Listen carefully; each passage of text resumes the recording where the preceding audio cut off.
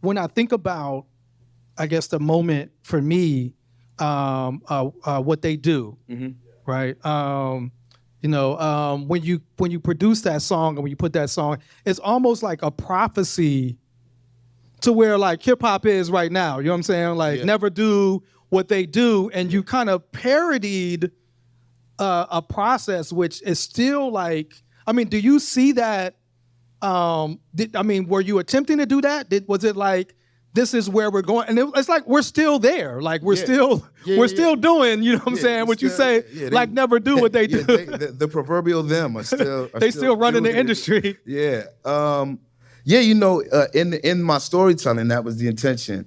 But when it came down to do the music video, and which was often the case, back in the day, it was there was a disconnect for many of us as artists in the 90s and the early 2000s with what your vision would be, how you would see like the visual that, you see in your mind when you're working on the music, when you get to the point of dealing with budgets and, how to execute a thing, right? And when you incorporate other writers and other people's vision who, they didn't have as much of a stake invested in the sound, then that's when, you start to get all these different. You have artists who pull up at a video shoot and you don't know what we're doing today. So I was one of those artists, right?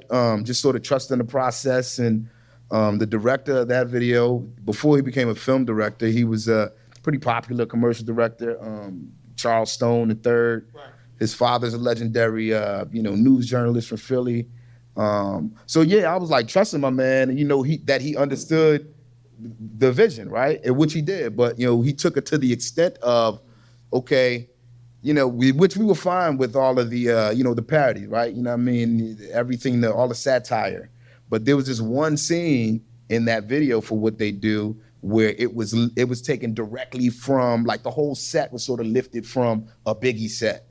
And then it was just like this one scene where I'm doing exactly what Biggie was doing in this video. And he really took it personally. He was really, he was hurt by, that because he had been a longtime Roots supporter.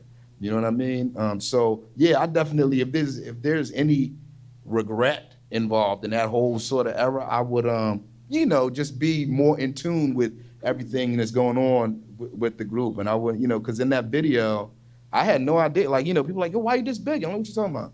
Right. You did the shit from the One More Chance video. I didn't see One More Chance video. You know what I'm saying?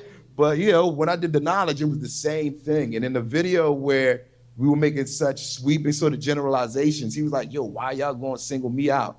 When I'm one of the people who have, that have been championing. So y'all were able to have that conversation, or? Well, no, we didn't have it face to face, but he talked about it in the interview.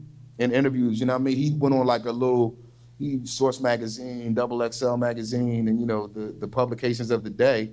And in it, he was just saying like, like the Roots, I would rock with the Roots. They dissed me. I'm not gonna say that, it's beef with me. Like, if I see the Roots, I see the Roots, but I can't speak for the rest of Brooklyn. Like he was trying to make it. He was really, in the paper trying to make it so, we had to check in and stuff like that. But it's wild. We lived in London at the time. Like most of 1994 and beginning of 95, we moved to London because, like I said, we went over there to get ourselves established, and that's where the work sort of was, and we were able to make money, do shows and record and stuff, but we couldn't afford to really commute back and forth across the pond. So we just had an apartment, and we stayed over in London for like, a year and a half. So during that time, that's when we lost Big, and it was a lot going on, and we were never able to really face-to-face resolve the issue, but with Mark Pitts, who was managing Big at the time, we were able to resolve the issue.